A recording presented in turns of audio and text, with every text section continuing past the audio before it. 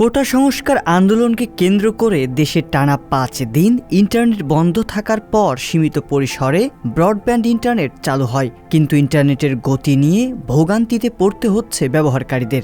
এর মধ্যেই .bd ডোমেইনে কারিগরি জটিলতার কারণে অধিকাংশ সরকারি ওয়েবসাইটে প্রবেশ করা যাচ্ছে না।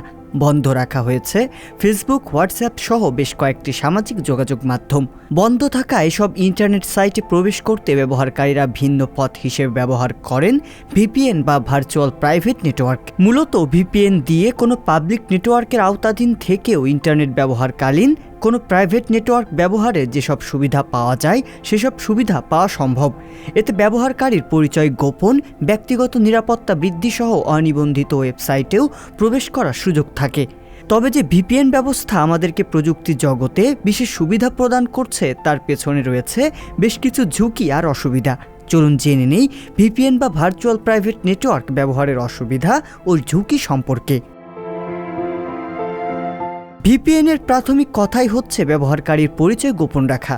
ফলে কোনো কারণে ব্যবহারকারীর ক্রেডেনশিয়াল বা পরিচয় শনাক্তকরণ তথ্যাদি, ধরা যাক ইউজার নেম ও পাসওয়ার্ড, অন্য কেউ পেয়ে গেলে সেগুলোর অপব্যবহার করে তৃতীয় কেউ তার অ্যাকাউন্ট হাতিয়ে নিতে পারে। সহজ কথায়, হ্যাকারের হাতে ভিপিএন ব্যবহারকারীর তথ্য চলে গেলে হ্যাকিং অনেক সহজ হয়ে যায়। ভিপিএন ব্যবহারের ক্ষেত্রে সবচেয়ে সাধারণ অসুবিধা হলো ইন্টারনেট সংযোগের গতি কমে যাওয়া। যেহেতু ভিপিএন বিভিন্ন দুর্গম সার্ভারের মধ্য দিয়ে ডেটা পাঠায় ও ডেটা ট্রান্সমিশন এনক্রিপ্ট করে, তাই ব্রাউজিংয়ের সময় কম গতি ও বিলম্বের মতো অভিজ্ঞতার মুখে পড়তে পারেন ব্যবহারকারীরা। বিশেষ করে এমন সার্ভারের বেলায় যেগুলোর অবস্থান ব্যবহারকারীর অবস্থান থেকে অনেক দূরে।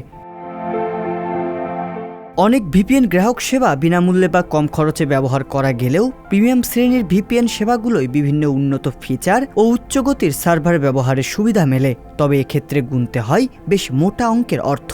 বাজেট নিয়ে শঙ্কিত ব্যবহারকারীর কাছে মোটা অঙ্কের অর্থ খরচ করে গ্রাহক সেবা কিনে সুবিধা নেওয়ার বিষয়টিকে বিলাসিতা মনে হতে পারে। একটি ভিপিএন সেটআপ বা কনফিগার করা অনভিজ্ঞ ব্যবহারকারীর কাছে বেশ ঝামেলার মনে হতে পারে। এনক্রিপশন প্রোটোকল, সার্ভার বাছাই ও টানেলিং আলাদা করার মতো বিভিন্ন উন্নত ফিচার ব্যবহারের ক্ষেত্রে তৈরি হতে পারে প্রতিবন্ধকতা।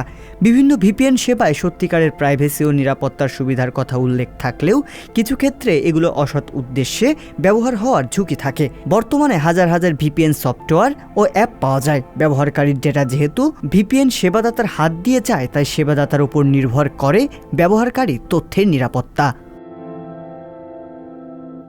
সংবাদ, ফিচার ও অনুষ্ঠানের জন্য ভিজিট করুন সংবাদ প্রকাশের ওয়েবসাইট এবং যুক্ত থাকুন ফেসবুক পেজ ও ইউটিউব চ্যানেলের সঙ্গে।